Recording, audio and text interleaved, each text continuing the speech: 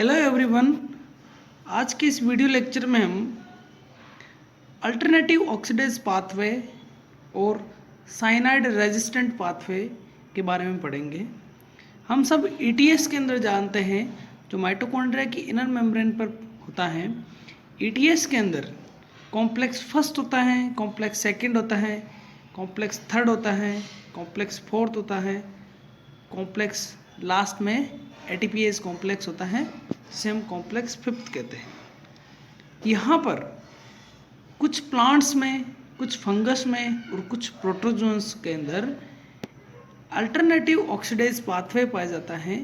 मतलब ईटीएस ही है, लेकिन ईटीएस का कॉम्प्लेक्स नंबर सेकंड के बाद थर्ड और फोर्थ वाला कॉम्प्लेक्स, फोर्थ वाले कॉम्प्लेक्स के अंदर जब इलेक्ट्रॉन्स और प्रोटॉन का ट्रांसपोर्ट होता है तो फोर्थ वाला कॉम्प्लेक्स साइनाइड के अगेंस्ट सेंसिटिव होने के कारण कुछ प्लांट्स में कॉम्प्लेक्स नंबर थर्ड और फोर्थ का इन्वॉल्वमेंट नहीं होता है और डायरेक्ट इलेक्ट्रॉन्स का ट्रांसपोर्ट डायरेक्ट यूबिक्विनोन से माइटोकॉन्ड्रिया के मैट्रिक्स में हो जाता है। जैसा कि इसके अंदर शो किया गया है कि इलेक्ट्रॉन्स और प्रोटॉन्स NADH2 से कॉम्प्लेक्स नंबर 1 पर आते हैं, प्रोटॉन्स आउटर चैम्बर में चले जाते हैं और जो बच रहे जो इलेक्ट्रॉन्स हैं वो यूबिक्विनोन के पास में आते हैं। 2 यूबिक्विनोन के मॉलिक्यूल्स होते हैं कॉम्प्लेक्स नंबर सेकंड के जस्ट नीचे। यहाँ के बाद में कॉम्प्लेक्स नंबर थर्ड में इलेक्ट्रॉन्स का ट्रांसपोर्ट नहीं होता है और direct electrons complex number first से यूबिक्विनोन से होते हुए डायरेक्ट मैट्रिक्स में आ जाते हैं और ऑक्सीजन को अवेलेबल हो जाते हैं और वहाँ से वाटर का मॉलिक्यूल बन जाता है। बाद में जब प्रोटॉन वापस कॉम्प्लेक्स फिफ्थ से होते हुए वापस एंटर होते हैं तो यह भी वाटर के मॉलिक्यूल के फॉर्मेशन में पार्टिसिपेट करता है।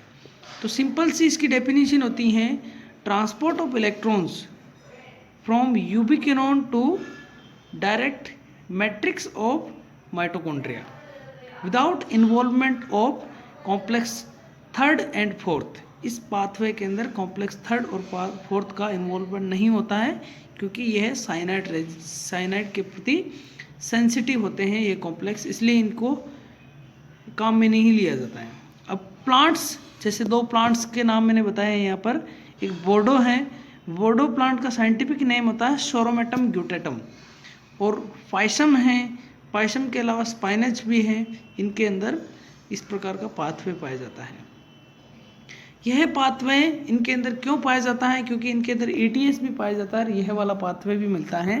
इस पाथवे की सबसे बड़ी सिग्निफिकेंस है कि इस पाथवे के द्वारा पॉलिनेशन में हेल्पफुल की जाती है, क्योंकि इस पाथवे के द्वारा इलेक्ट्रॉन्स जल्दी से जल्दी मैट्रिक्स में ट्रांसपोर्ट होते हैं और बहुत ज़्यादा ही जल्दी से जल्दी ATP का प्रोडक्शन होता है।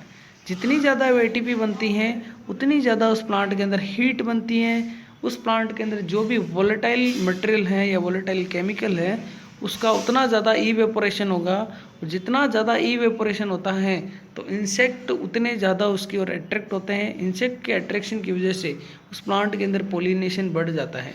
तो पोलिनेशन को इंक्रीज़ करने के लिए इस प्लांट के अंदर साइनाइड रेजिस्टेंट पाथवे पाया जाता है, क्योंकि ज़्यादा हीट की रिक्वायरमेंट होती है उनके अंदर।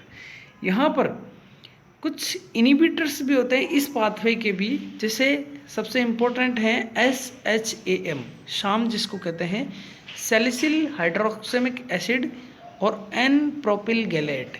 ये दोनों ही इनिबिटर्स हैं अल्टरनेटिव ऑक्सीडेज पाथवे के।